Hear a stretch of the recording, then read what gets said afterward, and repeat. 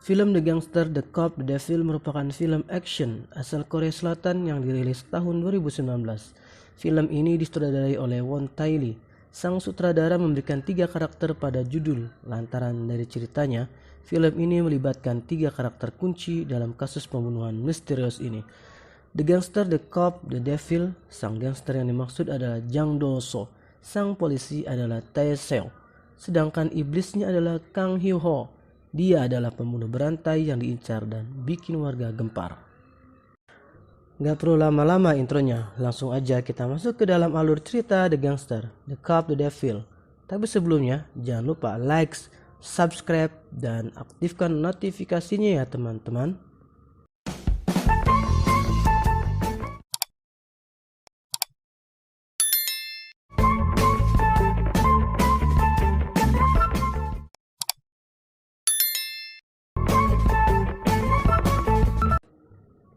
Di awal cerita, kita diperlihatkan aksi kejar-kejaran antara mobil satu dengan yang lain. Tidak beberapa lama, akhirnya mobil yang berada di belakang mampu menabrak mobil yang berada di depannya. Lantas saja, sang pemilik mobil keluar dan memfoto keadaan mobil bagian belakangnya yang rusak agar mendapatkan klaim asuransi. Namun ketika ia sedang sibuk memfoto kerusakan mobil yang ditabrak, tiba-tiba langsung dari belakang dia diserang dan dihajar oleh pria misterius yang telah menabrak mobilnya, dan dibawa masuk ke dalam mobilnya untuk lanjut menghajarnya. Dan ternyata si pria misterius itulah psikopat berhati iblis yang bernama Kang Hyo-ho. Lalu ketika keesokan harinya terlihat jalan raya macet, polisi bernama Tae Seok bersama rekannya mendengar berita tentang pembunuhan. Tae Seok terlihat kesal karena di radio selalu ada berita tentang pembunuhan. Lalu tiba-tiba di perjalanan, Tae Seok melihat segerombolan gangster yang sedang berkumpul di depan sebuah bar. Lantas saja Tae Seok langsung menghampiri mereka dan berniat memberi pelajaran kepada mereka.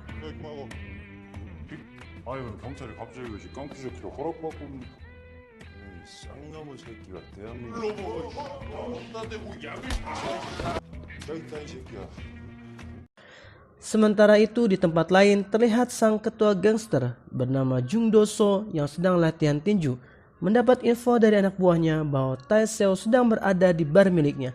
Mendengar hal tersebut, Dong-so pun menghentikan latihan tinjunya. Ternyata Dong-so bukan hanya sedang latihan tinju, tetapi juga sedang menghajar pria yang berada di dalam samsak tinju tersebut. Dong-so yang sudah bekerja sama dengan kepala kepolisian ini langsung menelpon kepala polisi dan mengatakan bahwa Tae Seo sedang berulah di bar miliknya. Seketika si Tae Seo yang sedang menangkap oknum yang ada di dalam langsung ditelepon oleh atasannya. Tae Seo pun pergi setelah mendapatkan teguran dari atasannya dan langsung pergi ke TKP pembunuhan. Ketika sampai di TKP pembunuhan, Tae Seo pun melihat beberapa keanehan. Ia melihat ada bekas tabrakan di belakang mobil. Kemudian Tae Seo memanggil rekan wanitanya bernama Seo Jin dan menjelaskan bahwa ciri kasus ini hampir sama dengan kasus-kasus sebelumnya yang terjadi. Skin pun berganti pada Dong-so yang sedang mengobrol dengan rivalnya yang juga merupakan ketua gangster bernama Heo Sang-lo. Heo Sang-lo merupakan saingan bisnis dari Dong-so. Sang-lo ingin meminta jatah wilayah kekuasaannya kepada Dong-so sambil mengajaknya bekerja sama dan berharap agar persaingan dalam dunia bisnis di antara mereka tidak memanas. Di sisi lain, terlihat para polisi sedang berkumpul membahas kasus yang terjadi siang tadi. Terjadi perdebatan antara Tae Seo dan anggota polisi yang lain, di mana para anggota polisi yang lain tidak mempercayai perkataan Tae Seo yang menduga bahwa kasus ini adalah pembunuhan berantai yang dilakukan orang yang sama, di mana saat itu Tae Seo mengatakan kepada mereka, semua dalam 1 bulan ini sudah ada 3 kasus yang serupa dengan barang bukti yang sama. Namun yang lainnya masih meragukan. Akhirnya Tae Seo pun berjanji akan mengungkap kasus ini dan membuktikan bahwa tuduhannya itu adalah sebuah kebenaran. Kembali lagi pada cerita pertemuan antara Dong-so dan Sang-lo. Setelah pertemuan tersebut, Dong-so pun langsung pulang. Dong-so terlihat sangat kesal. Dia meminta agar dia menyetir mobil sendiri saja dan tidak ditemani oleh anak buahnya. Dong-so pun menyetir sendirian saat hujan. Ketika Dong-so sedang menelpon anak buahnya, tiba-tiba ada seseorang yang menabraknya dari belakang. Dong-so pun turun untuk melihatnya. Ia tidak mengetahui bahwa yang menabraknya adalah psikopat sang pembunuh berantai. Psikopat tersebut beralasan bahwa jalanan sedang licin sehingga ia tidak sengaja menabrak mobil Dongso. Dongso tidak mempermasalahkan hal tersebut dan menyuruh psikopat itu pergi. Ketika Dongso hendak masuk mobil kembali, tiba-tiba psikopat tersebut menyerang Dongso dari belakang dan perkelahian pun terjadi. Psikopat itu menikam Dongso berkali-kali hingga Dongso hampir kehabisan darah. Tetapi Dongso dapat melawan psikopat itu dan kembali menikam psikopat tersebut. Ia pun mendapat luka tusukan. Karena psikopat itu merasa tidak bisa melawan Dongso, akhirnya ia lari dengan mobilnya dan menabrak Dongso. Dongso pun dilarikan ke rumah sakit dan dokter melakukan operasi untuk menyelamatkan nyawanya. Sementara anak buah Dongso melakukan penyerangan ke markas Sanglo karena sebelum kejadian bos mereka sedang bertemu dengan Sanglo, sehingga anak buahnya mengira bahwa semua itu perbuatan Sanglo dan perkelahian antara dua gangster pun terjadi. Sementara itu, psikopat berusaha mengobati dirinya sendiri karena ia mendapat luka tusukan. Setelah Dongso pulih pasca operasi, ia menjelaskan pada anak buahnya bahwa ia yakin bahwa kejadian penikaman tersebut bukanlah perbuatan Sanglo. Kemudian datanglah sang polisi Taiso yang ingin menggali informasi tentang apa yang telah terjadi dan dialami oleh Dongso. Karena Taiso sangat ingin memecahkan kasus ini, tetapi Dongso tidak ingin bercerita apa-apa kepada Taiso dan ingin menyelesaikan masalah ini sendiri. Taiso pun pergi dan mencari petunjuk lain. Saat itu dia langsung mencari mobil Dongso yang ia pakai kemarin. Setelah ketemu, ia pun melihat ciri-ciri kesamaan dari kasus pembunuhan sebelumnya, di mana bagian belakang mobilnya ada goresan bekas tabrakan, sama seperti mobil di kasus-kasus sebelumnya. Si Taiso pun semakin yakin bahwa ini adalah kasus pembunuhan berantai. Sementara itu, Dongso meminta anak buahnya untuk menggambarkan sketsa wajah psikopat tersebut. Dengan ingatannya yang kuat, akhirnya ia mendapat gambar sketsa wajah pembunuh itu. Malam harinya, psikopat bertemu dengan supir truk yang sedang menelpon keluarganya. Kemudian sang psikopat mendatangi pengendara truk yang sedang menelpon dan tanpa basa-basi, ia langsung membunuh supir truk tersebut. Kemudian dia membawa truk itu.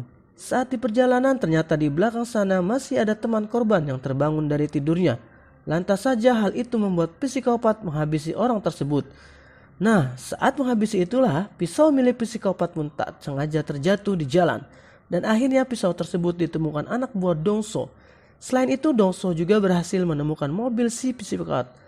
Akhirnya Dongso yang sadar bahwa ini adalah pembunuhan berantai langsung menghubungi Taiso membuat kesepakatan dengan Taiso dan bekerja sama menangkap si psikopat tersebut. Jika Dongso yang menemukan psikopat itu, maka ia akan membunuhnya. Tetapi jika Taiso yang menemukan psikopat tersebut, maka ia akan hanya memenjarakannya. Dongso dan Taiso pun mengarahkan anak buahnya untuk menangkap psikopat tersebut bermodal sketsa wajah yang telah digambarkan oleh anak buah Dongso. Taiso pun menyusun rencana bersama anak buahnya. Mereka mendatangi gedung mesin milik Dongso karena mobil psikopat tersebut disimpan di sana. Mereka mencari jejak apapun yang ada di mobil tersebut, baik itu rambut, darah, ataupun sidik jari. Di sisi lain, Dongso merencanakan sesuatu bersama anak buahnya, di mana ia berniat membunuh Sanglo menggunakan pisau milik psikopat tersebut. Dan akhirnya Sanglo pun terbunuh. Taiso yang mengetahui bahwa ada ketua gangster lain yang terbunuh dengan pisau yang masih tertancap di perutnya pun mengetahui bahwa yang membunuh Sanglo adalah Dongso. Hal ini ia dapatkan dari bukti DNA dan sidik jari. Taiso langsung melabrak Dongso dan memukulnya, tetapi karena tubuh Dongso yang besar, maka pukulan Taiso dihadapi dengan santai oleh Dongso. Akhirnya berita tentang pembunuhan berantai pun sampai ke seluruh masyarakat, yang membuat seluruh masyarakat khawatir akan hal tersebut. Keesokan harinya, Dongso hadir ke acara pemakaman Sanglo. Tidak disangka psikopat pun hadir dalam acara tersebut dan memberikan secari kertas kepada anak buah Sanglo yang bertuliskan, "Bukan saya yang membunuhnya, pisau saya dicuri orang." Kemudian psikopat tersebut pun pulang.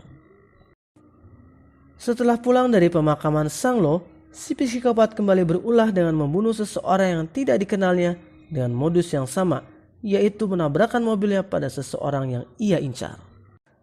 Sementara itu di lain tempat di mana Taesok dan Songdo sedang mencari sidik jari dari mobil milik psikopat. Saat mereka sedang mencari bukti, mereka diserang oleh anak buah Sang Lo yang berniat balas dendam atas kematian bos mereka dan pertarungan pun tak terelakkan lagi. Saat perkelahian tanpa sengaja anak buah Sang Lo tertusuk oleh Taeso.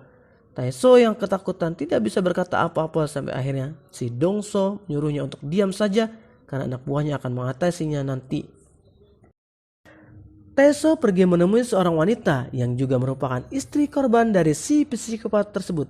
Saat itu juga Taeso dan anak buahnya mencoba untuk menjebaknya. Diteleponlah psikopat ini. Psikopat tersebut meminta sejumlah bayaran dan juga meminta wanita itu membawa sejumlah uang ke salah satu restoran. Mereka pun merencanakan penjebakan ini, tapi ternyata si psikopat tidak ada di dalam restoran dan dia meminta uangnya untuk dititipkan ke pemilik restoran tersebut. Di sisi lain, Taeso yang sedang memata-matai dari atas gedung kaget saat dia melihat ke belakang. Ternyata ada si psikopat Yung Ho yang mengetahui rencana Taeso. Terjadilah aksi kejar-kejaran antara Taeso beserta dua rekannya dan si psikopat. Setelah cukup lama, akhirnya si psikopat dapat lolos. Namun Taeso tidak menyerah. Ia menanyakan tentang psikopat pada pemilik restoran itu. Ia mengatakan bahwa psikopat meminum soju merek Chamiso. Lalu Taeseo dan kedua rekannya langsung mencari botol minuman tersebut dan mereka terkejut karena melihat botol soju dengan merek yang sama. Mereka berhasil mengumpulkan beberapa puluh botol soju dengan merek yang sama. Akhirnya, mereka mendapatkan sedikit petunjuk di salah satu botol soju yang diidentifikasi sidik jari tersebut sama dengan sidik jari di setir mobil milik si psikopat. Akhirnya Taeseo pergi ke tempat tinggalnya si pembunuh itu dan di situ pun menemukan bukti yang lebih otentik lagi, di mana dia menemukan foto pelaku dan kemudian dia menyandingkan dengan sketsa gambar yang didapat dari Dongso. Keesokan harinya, ketika Dongso sedang menunggu Taeso di dalam, saat itu sedang hujan. Tiba-tiba ada anak sekolah yang akan pulang naik bus yang terlihat tidak memakai payung karena hujan. Si Dongso pun langsung memberikan payung miliknya kepada anak sekolah itu. Dan saat bus tiba, anak sekolah ini pun akan pulang dan tidak disangka anak perempuan itu berada di satu bus dengan si psikopat. Malam harinya saat Dongso dan Taeso beserta anak buahnya sedang berkumpul dan minum bersama, mereka melihat berita di TV tentang pembunuhan seorang remaja. Tidak disangka remaja tersebut adalah anak sekolah yang memakai payung yang diberikan Dongso. Dongso dan Taeso beserta anak buahnya segera mencari pembunuh itu karena kemungkinan pembunuh itu sudah dekat. Mereka pun mencari si psikopat di setiap tempat seperti hotel, kafe di jalan-jalan. Dan suatu ketika anak buah Taeso ini berhasil menemukan hotel tempat si psikopat menginap. Mereka pun menunggu kedatangan si pembunuh. Sebagian menunggu di luar, sebagian lagi menunggu di dalam mobil. Saat mereka sedang menunggu, tibalah si pembunuh itu. Tetapi pembunuh itu mengetahui bahwa dia sedang diintai dan akhirnya aksi kejar-kejaran pun dimulai.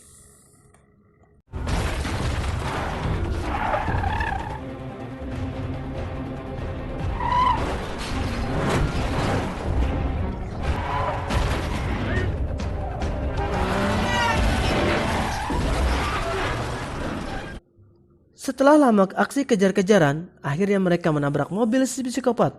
Namun lagi-lagi si psikopat mampu melarikan diri. Seketika mereka pun langsung berlari untuk mengajar psikopat sampai akhirnya di salah satu tempat karaoke. Dongso melihat ada keanehan pada pemandu karaoke. Dan benar saja, si psikopat yang sedang menyandra salah satu pemandu karaoke langsung menghajar si psikopat walaupun terhalang pintu. Dongso akhirnya membawa si psikopat ke salah satu tempat miliknya. Dengan dendam membara, Dongso pun sudah tidak sabar ingin membunuh si psikopat. Tetapi hal itu digagalkan oleh Taeso yang tiba-tiba muncul dengan mobilnya dan kemudian menabrak Dongso. Taeso kemudian menangkap psikopat dan membawanya ke kantor polisi. Saat di pengadilan, si psikopat tidak mengakui bahwa ia bukan pelakunya. Dan psikopat mengatakan bahwa mereka tidak memiliki bukti yang kuat bahwa ia pelakunya. Tiba-tiba Dongso datang ke pengadilan sebagai satu-satunya korban yang hidup. Ternyata sebelum pengadilan berlangsung, Taeso menemui Dongso agar Dongso bisa menyerahkan diri karena kasus pembunuhan rival bisnisnya si Sang Lo. Selain itu, Taeso juga meminta agar Dongso menjadi saksi di pengadilan. Dongso pun menyetujuinya dengan syarat Taeso bisa memasukkannya ke penjara yang sama dengan si psikopat. Dongso menjelaskan di pengadilan tentang luka yang ia dapatkan ketika berkelahi dengan si psikopat dan luka yang ada di tubuh psikopat ketika Dongso menusuknya dengan pisau. Dongso pun meminta si psikopat melepas bajunya karena ia telah menusuk psikopat di dada kirinya, sehingga ia yakin bahwa ada luka bekas tikaman di dada kiri psikopat. Dongso pun memperlihatkan tulisan yang psikopat berikan ketika pemakaman Sanglo dan meminta agar pengadilan menganalisa kecocokan tulisan tangannya. Akhirnya si psikopat pembunuhan pun dijatuhi hukuman mati. Dan Taeso mendapatkan promosi kenaikan pangkat atas prestasinya menangkap dan memecahkan kasus pembunuhan berantai yang dilakukan psikopat berhati iblis. Sedangkan di sisi lain, ternyata para napi berkumpul menyambut seseorang napi baru yang akan datang. Ternyata napi itu adalah sang ketua gangster Dongso. Si psikopat yang sedang membaca buku melihat Dongso yang juga sedang melihatnya dengan senyuman penuh dendam. Adegan ini diakhiri dengan si psikopat yang sedang mandi tiba-tiba dihampiri oleh Dongso.